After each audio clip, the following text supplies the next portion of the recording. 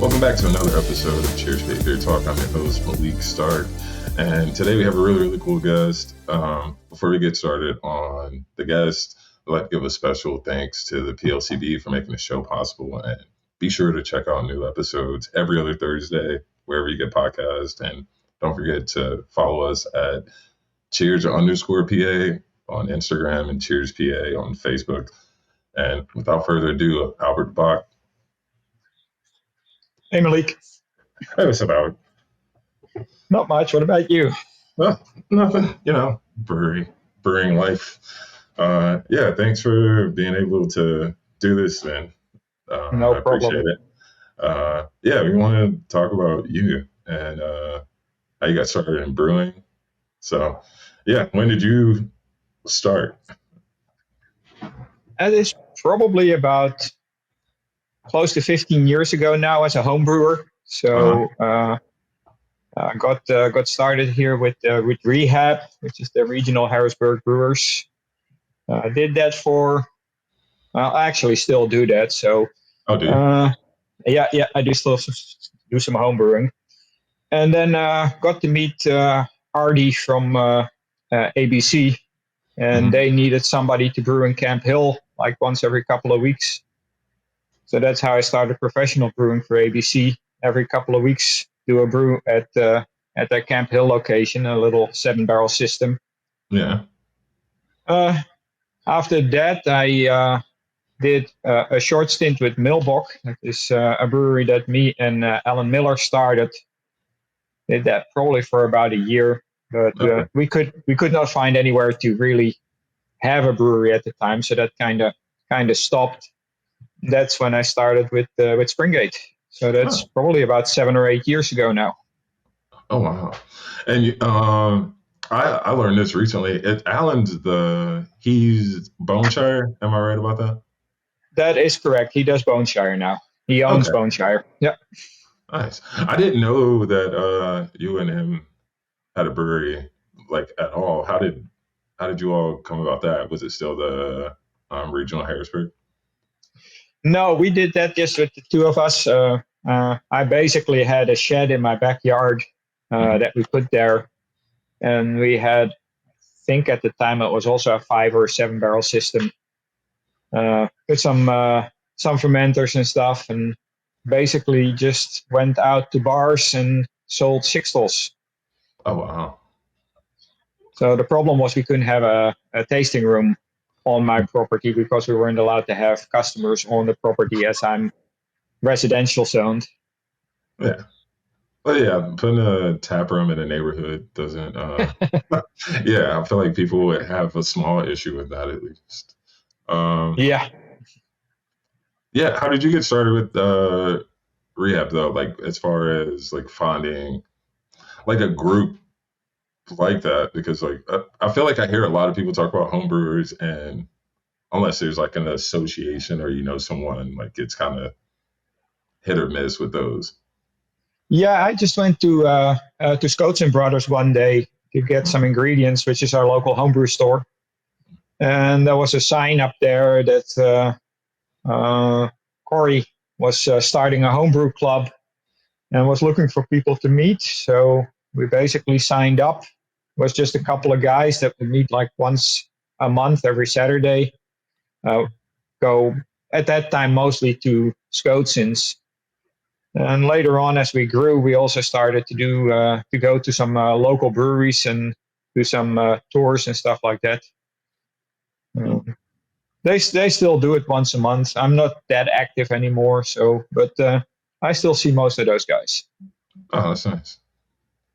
Whenever you like started brewing, like I guess it's technically like commercially, like and not just like at home, did you see like a huge difference? Because I know you're good with like machinery and stuff like that, like learning about that immediately, but like initially as far as like brewing, like how was that transition?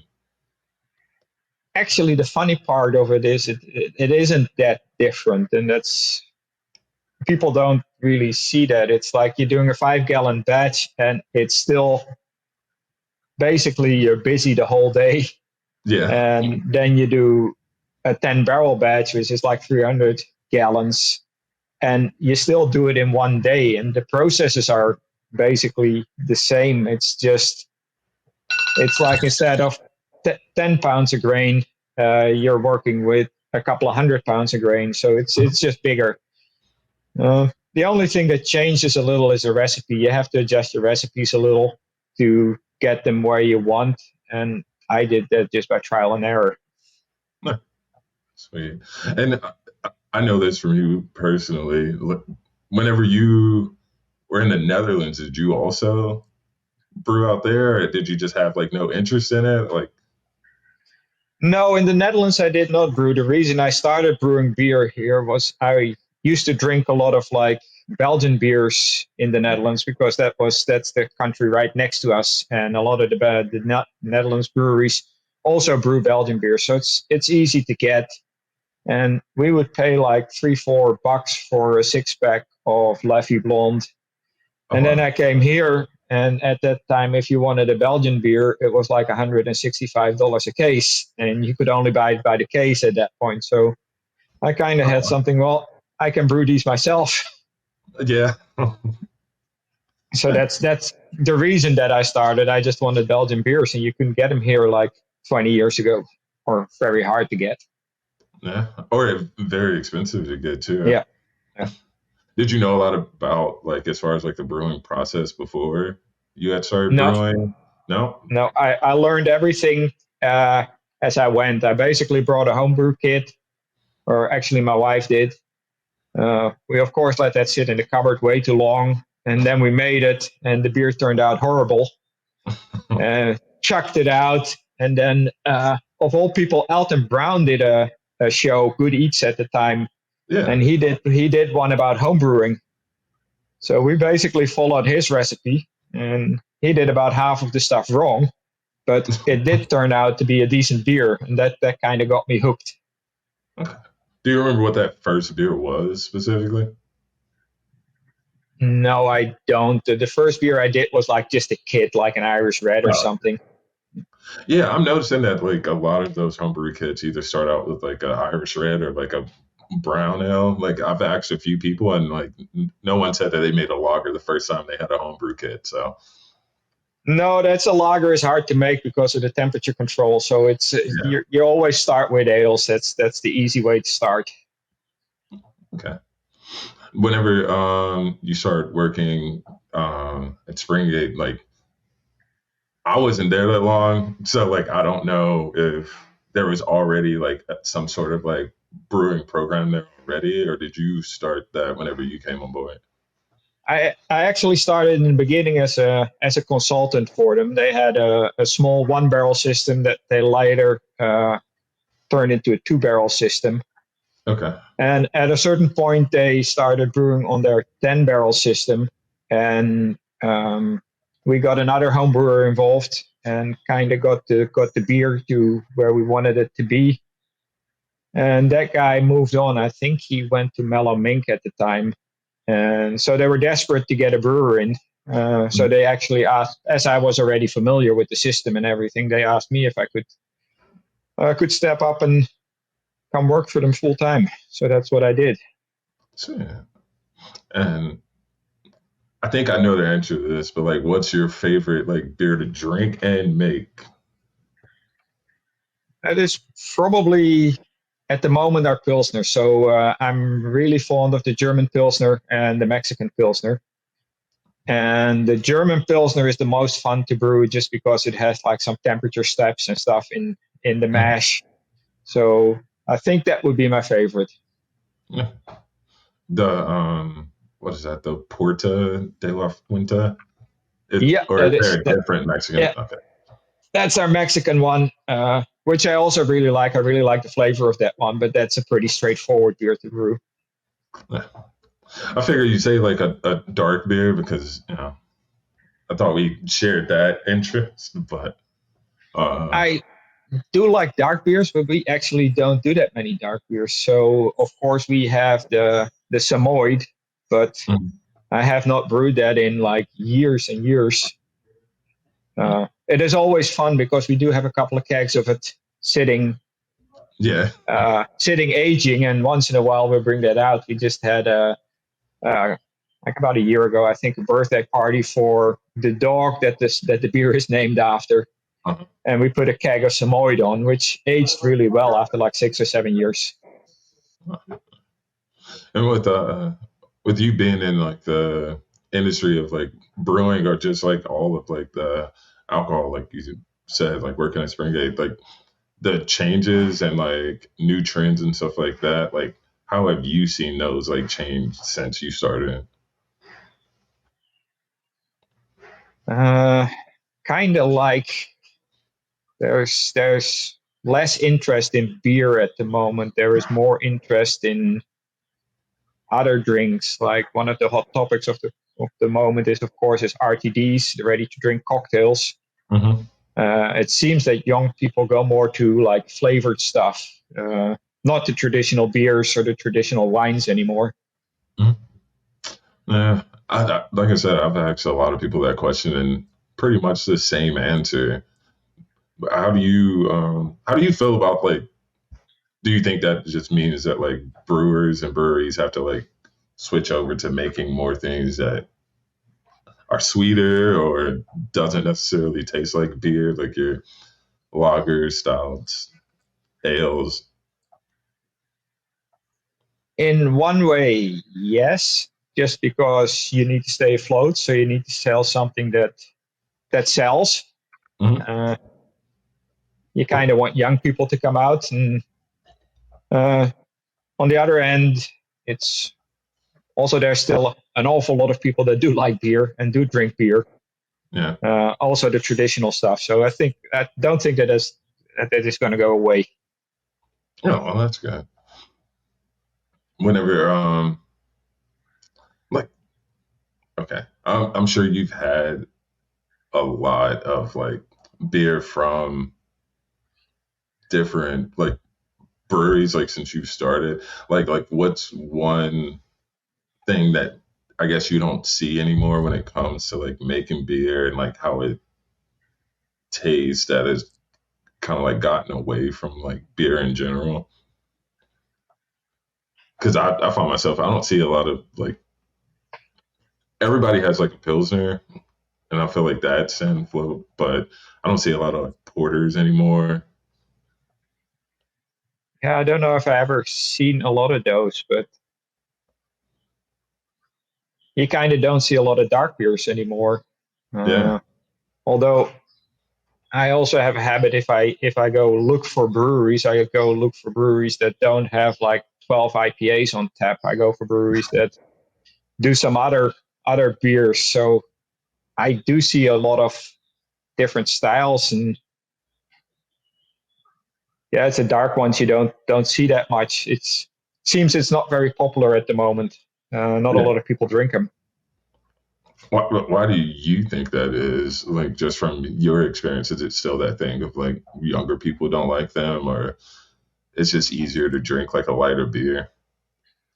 It's easier to drink a lighter beer, but it's also a lot of people have the concept in their head that a dark beer always has to be heavy, Okay. and that Yeah. that that is not true. Like our first beer that we ever brewed here on the 10 barrel system was a Scottish 40 shilling, which Okay. is like a really light dark beer, but really light in alcohol, light in flavor.